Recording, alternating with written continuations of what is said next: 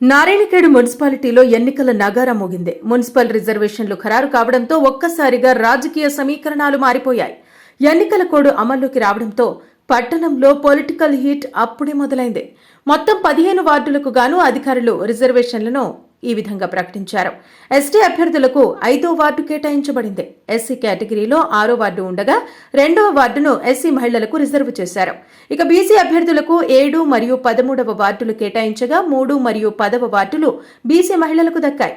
Unreserved category కింద 4, 8, 9, 12 వార్డుల్లో general అభ్యర్థులు పోటీ పడవచ్చు. మహిళా కోటా కింద 1, 11, 14, 15 వార్డులను అన్రిజర్వ్డ్ మహిళలకు కేటాయించారు. అయితే అందరూ ఆసక్తిగా ఎదురుచూస్తున్న మున్సిపల్ చైర్మన్ పీఠం ఈసారి జనరల్ అభ్యర్థికి కేటాయించడంతో పోటీ రసవత్తరంగా మారింది. కోడ్ అమల్లోకి రావడంతో అభ్యర్థుల ప్రచారంపై ఆంక్షలు మొదలయ్యాయి. నారాయణఖేడ్ మున్సిపల్ గద్దెను ఎవరు చేజిక్కించుకుంటారో వేచి చూడాల్సి ఉంది. Hi, this is Swati Dikshit. Please subscribe to SKS Fly TV.